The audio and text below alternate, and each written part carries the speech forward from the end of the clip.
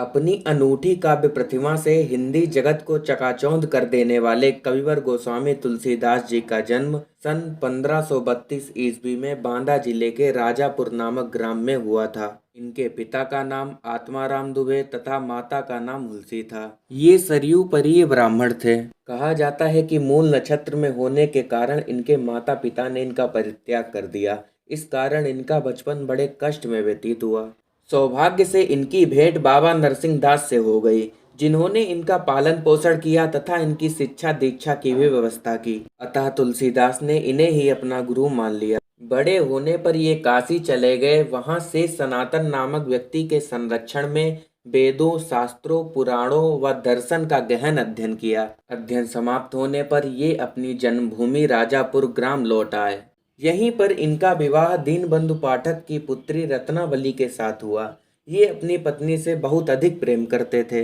एक दिन इनकी पत्नी इनकी अनुपस्थित में अपने भाई के साथ मायके चली गईं। घर लौटने पर तुलसीदास ने जब अपनी पत्नी को नहीं पाया तो इसका वियोग सहन न कर सके और लगभग आधी रात के समय ही अपनी पत्नी के पास पहुंच गए। पत्नी को इनका यह व्यवहार उचित नहीं लगा। उन्होंने इन्हें फटकार लगाते हुए कहा, लाज नावत आपको दौरे आयव साथ, धिक धिक ऐसे प्रेम को कहाँ कहो मैं नाथ। अस्थि चर्म मैं देह मम, तामे जैसी प्रीति, तैसी जो श्री राम मह होति न तो भवभीति। अपनी पत्नी की फटकार से तुलसी को वियोग उत्पन्न हो गया। वह सन्यासी होकर राम की भक्ति में लीन हो गए। इन्होंने सन्यास लेकर काशी, चित्रकूट और अयोध्या आदि स्थानों का भ्रमण किया।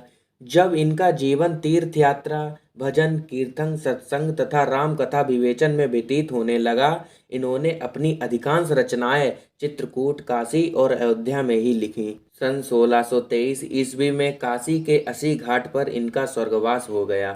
इनकी मृत्यु के विषय में निम्नलिखित दोहा प्रचलित है। संबत 1680 असी गंग के तीर, श्रावण शुक्ला सप्तमी तुलसी तजेव शरीर।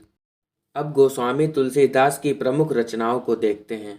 श्री रामचरितमानस, विनय पत्रिका, कवितावली, गीतावली, कृष्ण गीतावली, बरवय रामायण, पार्वती मंगल, रामलला नरछू, वैराग्य संदीपनी, जानकी मंगल, दोहावली तथा रामाज्ञा प्रश्न, तुलसी कृत्य, ये 12 ग्रंथ प्रामाणिक माने जाते हैं। अब इनके साहित्य में स्थान के बारे में बात करेंगे। अपनी अद्वितीय प्रतिभा, समन्वयादि भावना तथा लोक मंगलकारी साधना के कारण तुलसी को हिंदी साहित्य में सर्वश्रेष्ठ कवि होने का गौरव प्राप्त है। अपने काल के समाज की विसंगतियों पर प्रकाश डालते हुए उनके निराकरण के उपाय में इनका विशिष्ट योगदान है।